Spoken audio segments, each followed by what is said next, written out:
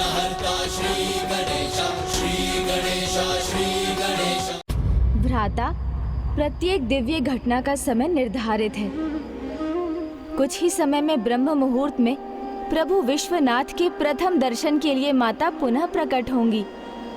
कदाचित तब वो हमें अपना आशीष देंगी। स्मरण रखिए, जब कोई कार्य पूर्ण विश्वास और अपनी सफलता पर बिना संदेह किया जाता है, वो पूर्ण होकर ही रहता है।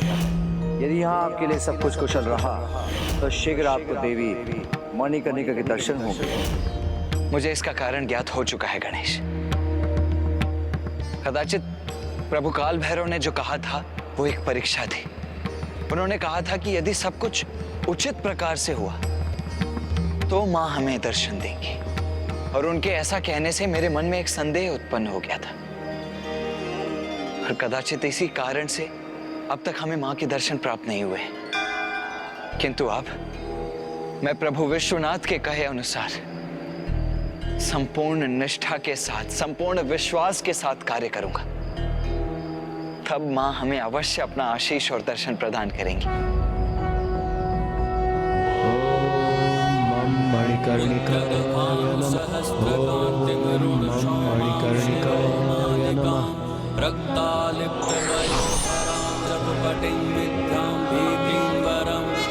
हस्ताब्जैर्धतिं त्रिनेत्रविलसद्वक्त्रां रविन्दश्रियं देवीं बद्धिमांशुरत्नमुकुटां वन्दे समन्विस्मिताम्।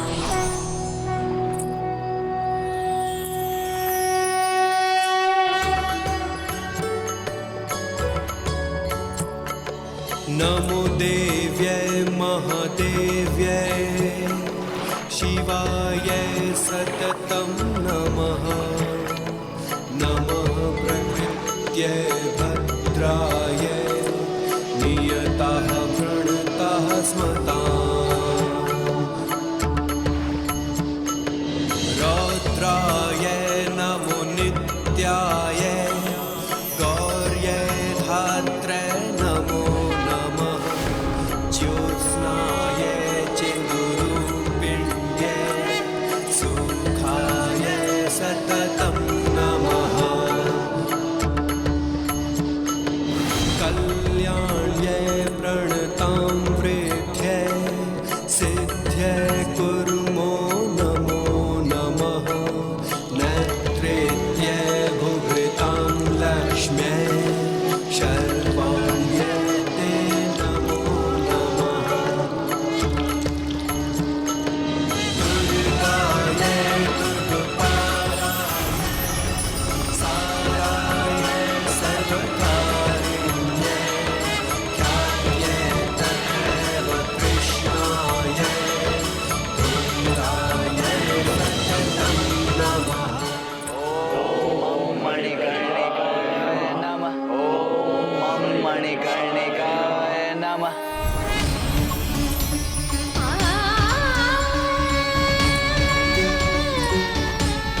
माता कृपा कर, अब तो हमें दर्शन प्रदान करेंगी ना? अवश्य देंगी देवराज। तनिक भी संदेह अपने मन में मत लाइए।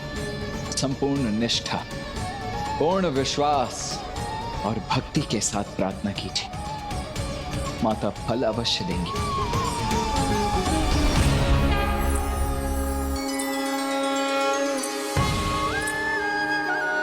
ओम मणिकर्णिकाय नमः। ओम मणिकर्णिकाय नमः। ओम मणिकर्णिकाय नमः। ओम मणिकर्णिकाय नमः।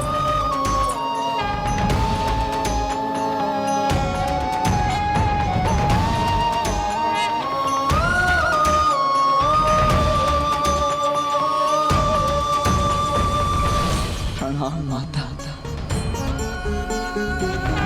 कल्याण हो पुत्र।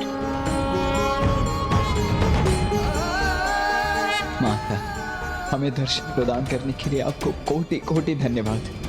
कोटि कोटि धन्यवाद।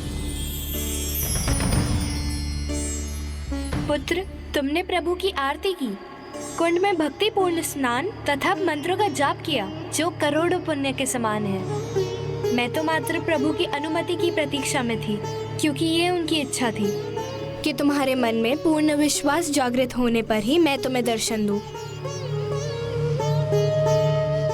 भ्राता, माँ मणिकर्णिका का आशीष आध्यात्मिक और वैवाहिक जीवन दोनों में विकास का कारण बनता है, इसलिए आप शीघ्रता कीजिए। हे माता, मुझे आशीष दीजिए कि मैं अपनी इस यात्रा को सफलतापूर्वक पूर्ण कर सकूं।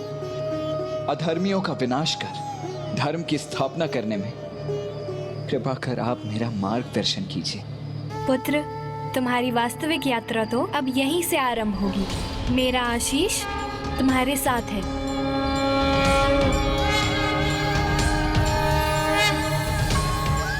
और जिस प्रकार काशी में प्रभु विश्वनाथ ज्योतिर्लिंग के दिव्य तेज पुंज के कारण अग्नि, जल, वायु, धरती और आकाश, ये सभी पंचभूत तत्व महान संतुलन में हैं, उसी प्रकार जब अपनी यात्रा की अवधि में तुम प्रभु के पंचभूत लिंगों का दर्शन कर आशीर्वाद प्राप्त करोगे, तभी तुम अपने भीतर के पंचभूत की शक्तियों को जागृत और संतुलित कर पाओगे।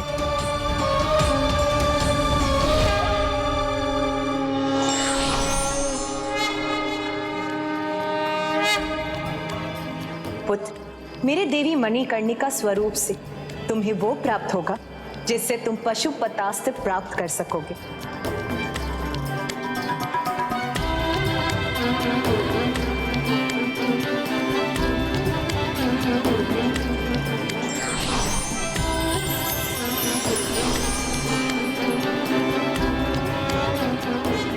पुत्र, जब तुम पंचभूत शिवलिंगों को ढूंढकर सभी तत्वों की ऊर्जा प्राप्त करोगे, तब उनकी ऊर्जा चक्र भिन्न रंगों में इस कड़े के भाग बनेंगे और तब तुम्हें पाशुपतास्त्र प्राप्त होगा, जिससे तुम सुरापद्मन का वध कर सकोगे।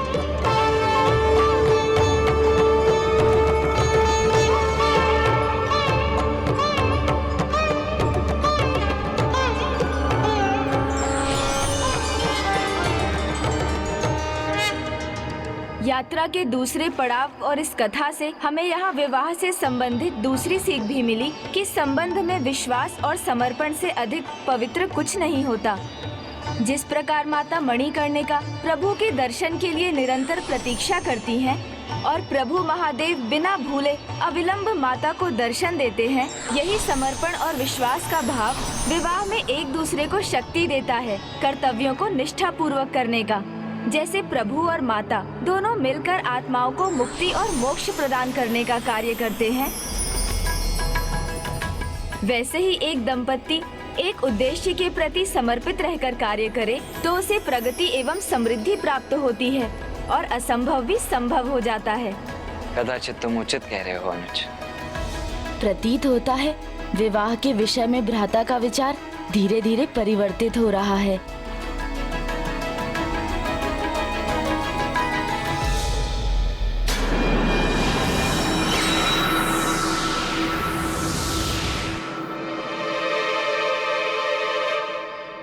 कहीं ऊपर से गिर गए तो अरे तो लेने के देने पड़ जाएंगे।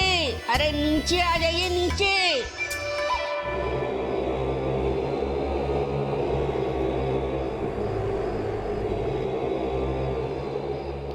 तो यह कड़ा था इस विलंब का कारण। और ध्यान से देखना होगा।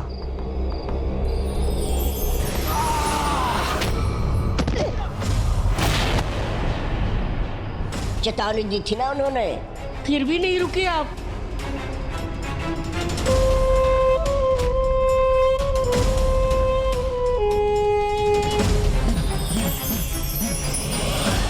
इतनी अपार शक्ति ये भला किसकी हो सकती है? इसके हाथों में जो भी था उसे प्राप्त करना ही है मुझे। अब सर्वप्रथम मुझे पंचभूत शिवलिंग ढूंढने होंगे, तभी यहाँ से आगे की यात्रा पर आगे बढ़ सकूंगा। भ्राता के साथ मुझे भी पंचभूत शिवलिंग के दर्शन करने का सौभाग्य प्राप्त होगा और भ्राता को विवाह के लिए मनाने का एक और अवसर भी मिल जाएगा। मुझे अब आशा की किरण दिखाई दे रही है। माता का आशीष मेरे लिए सफलता का द्वार है।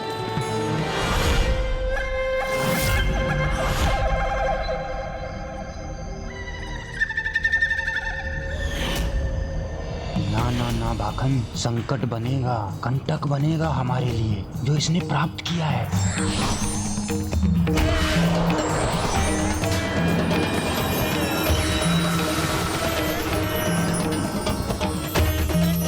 ये कैसा प्रकाश है जो मेरे लिए भी असह्य है।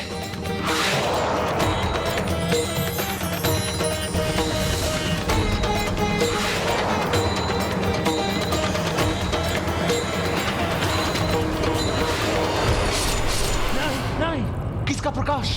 भण, भण, भण।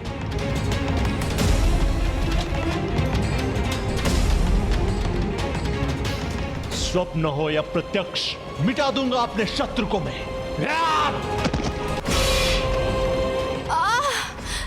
बहन का दुख भी विचलित नहीं करता है इन्हें। प्रतिशोध के स्थान पर निद्रा सुख में लीन है। कैसे भ्राता है ये? बहन नहीं, भय का संक्रमण है। शत्रु के समान ये मेरे दंड की भागी ही है। आज का दिवस इस बीरू की मृत्यु से ही प्रारंभ होगा।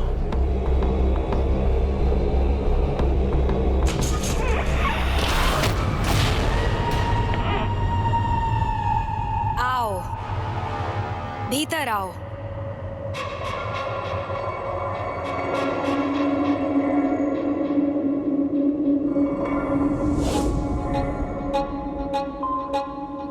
आओ, निकट आओ।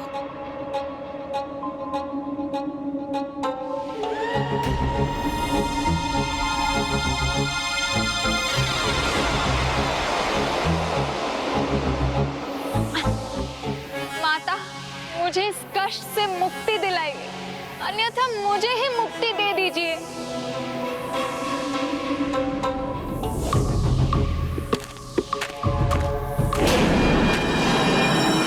ये सहायता के ही योग्य है, किंतु इसे कष्ट से नहीं, इसे ही मुक्ति दीजिए, अन्यथा ये मेरे शत्रु उस कार्तिकेय की प्रशंसा करके भय का साम्राज्य फैलाएगी और अपने ही भ्राताओं को भयभीत करेगी।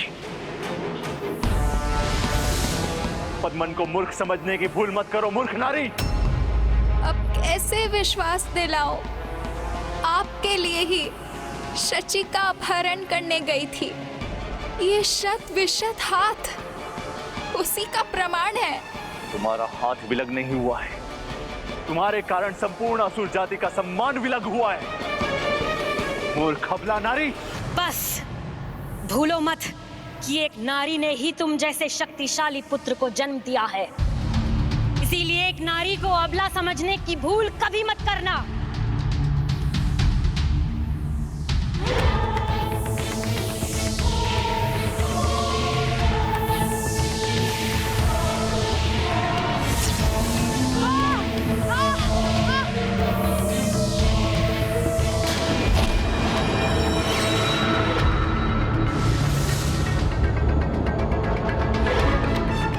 और तुम्हें भी स्मरण रहे, कभी भी मेरे पुत्र और असुरों के सम्राट सुरा पद्मन से बिना पूछे कहीं जाने का विचार भी मत करना। धन्यवाद। सुनना नहीं भाता मुझे। अब जाओ यहाँ से।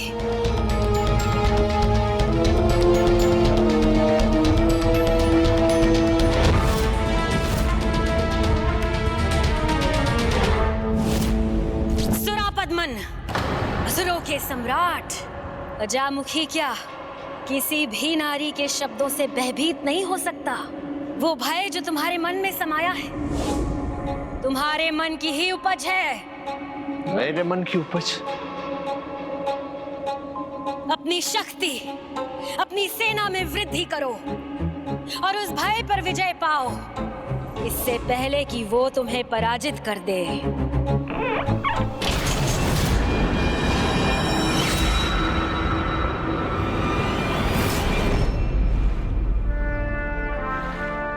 शीघ्र ही पंचभूतों को क्रियान्वित कर पशुपतास्त्र को प्राप्त कर मैं उस दुष्ट असुर का सामना करने के लिए तैयार हो जाऊंगा।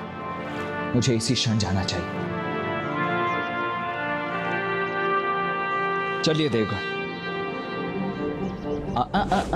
गणेश, तुम यहां से और आगे नहीं जा सकते। काशी एक तीर्थ स्थल है, इसीलिए यहां तक आने से मैंने तुम्हें मना नहीं किया, किंतु अब यहां से आगे मेरी यात्रा का ये एक अत्यंत महत्वपूर्ण चरण है, जिसमें किसी भी कारण का भटकाव मेरी एकाग्रता के लिए उचित नहीं। और क्योंकि तुम किसी छिपे कारण से मेरे साथ हो, इसीलिए तुम यहां से आगे हमारे साथ नहीं आ सकते। किंतु भ्राता, पंचभूत शिवलिंगों को पहचानने में मैं आपका सहायक बन सकता हूँ। संसार में अनेकों शिवलिंगों में से ये 5 ही ऐसे हैं जिनमें पांचों पंचभूत तत्वों का अद्भुत समन्वय है। तो जब तक तुम अपने भीतर छिपाए उस उद्देश्य को उजागर नहीं कर देते, तब तक मैं स्वयं ही उन पंचभूत शिवलिंगों को ढूंढकर पहचानूंगा। चलिए।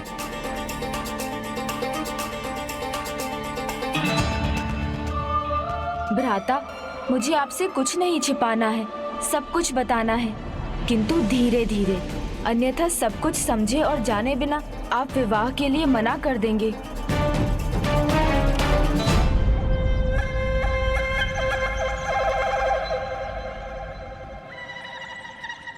और कितनी प्रतीक्षा करवाएंगे ये? कब जाएंगे काशी छोड़कर? जय गणेश जय गणेश जय गणेश देवा, माता जी की पार्वती पिता महादेवा। जय गणेश जय। ऐसी दृष्टि गड़ाकर तुम कितना भी देख लो भाखन। प्रभु प्रभु, प्रणाम प्रणाम। मेरी चेतावनी को गंभीरता से लेना चाहिए था तुम्हें। वही तो गणेश जी, यही हमने भी समझाया था। हाँ, यही तो मैंने भी समझाया था कि प्रभु गणेश जी अवश्य आएंगे। और देखिए आ गए। भूलो मत, तुम दोनों के लिए प्रभु भी मैं ही हूँ और स्वामी भी। प्रभु कहते कुछ और हो और करते कुछ और हो। देवता जो ठहरे, हमें कहा था तुमने कि हमारी सहायता करोगे, और वहाँ उसके साथ थे। नहीं नहीं भाखन, वहाँ तो मैं अनुज होने का कर्तव्य निभा रहा था और यहाँ देवता होने का। तुमने प्रार्थना की है तो मुझे भी तो कुछ करना होगा ना। हाँ हाँ, अवश्य अवश्य प्रभु। हाँ, करना तो चाहिए, अवश्य करना चाहिए। तो प्रमाणित कीजिए उनकी यात्रा का आशय हम पर उजागर करके हमारी सहायता करने आए हैं। और हाँ, ये भी बताइए कि कुमार कार्तिकेय के हाथ में वो कड़ा कैसा था?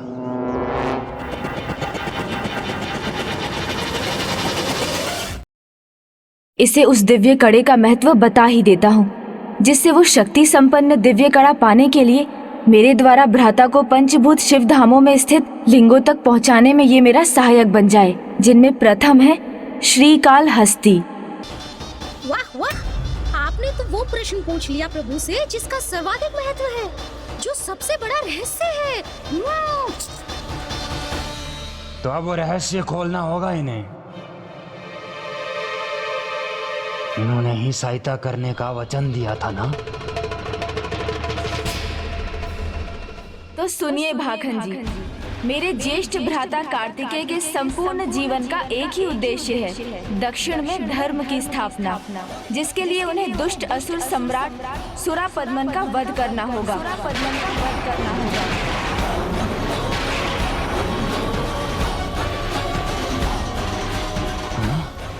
असुर सम्राट का वध?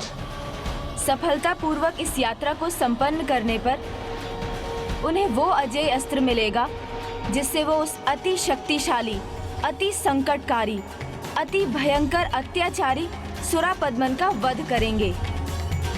असुर सम्राट का वध? कैसे कैसे करेंगे तुम्हारे ज्येष्ठ भ्राता? वो ऐसे होगा भाखन कि जो कड़ा उन्हें काशी में मिला, उसे वो विशिष्ट शक्तियों के साथ पूर्ण करेंगे। इतना शक्तिशाली कड़ा? तब सर्वप्रथम इस कड़े पर ही अपना अधिकार स्थापित करूंगा मैं।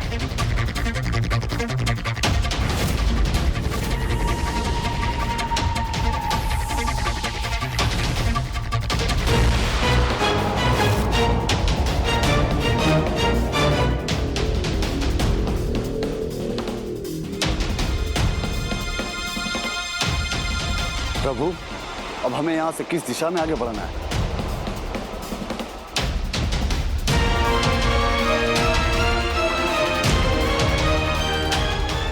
कदाचित ये मेरी ही प्रतीक्षा में है।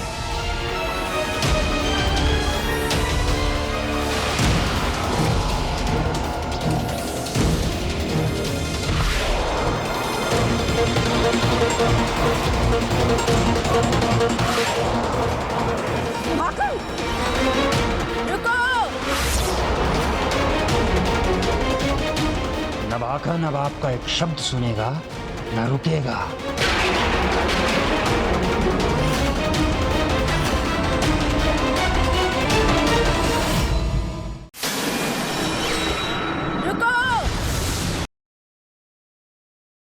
न भाका न बाप का एक शब्द सुनेगा न रुकेगा। जाओ प्राप्त कर लो उस कड़े को, किंतु अधूरे कड़े को सुरा पद्मन तक पहुंचाकर क्या लाभ होगा? अधूरा कड़ा? हाँ, अधूरा।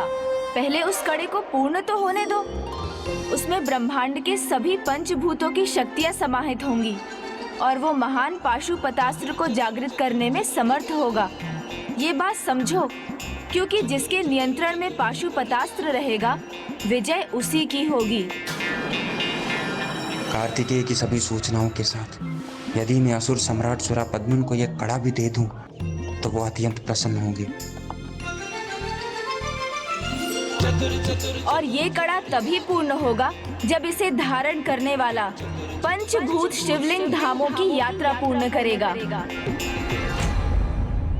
देवराज, वीरबाहु, आप में से किसी को तो पंचभूत शिवलिंग धामों का ज्ञान होगा। कुमार कार्तिकेय, यदि हमने उनके दर्शन किए भी हो तब भी हम उन्हें पहचान नहीं पाएंगे, क्योंकि इस संसार में कोई भी शिवलिंग पंचभूत शिवलिंग के नाम से विख्यात नहीं है। हाँ, कदाचित इस यात्रा का एक उद्देश्य ये भी हो सकता है, आपके द्वारा इस समस्त जगत के समक्ष पंचभूत शिवलिंग भी आ जाएंगे।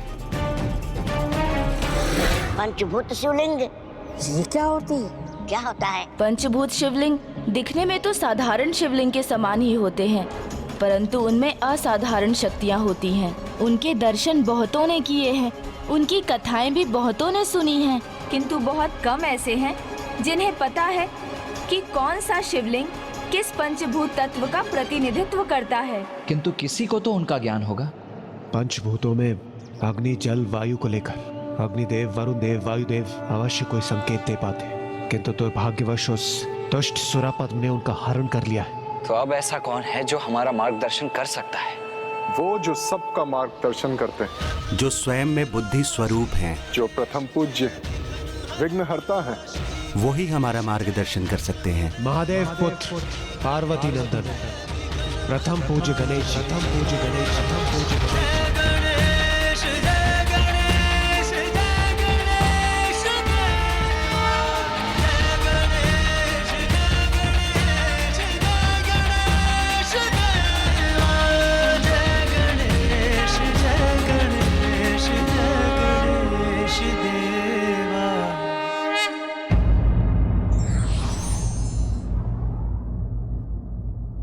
जब भक्ति के साथ पूर्ण निष्ठा और विश्वास जुड़ जाता है, तब उसका फल अवश्य प्राप्त होता है।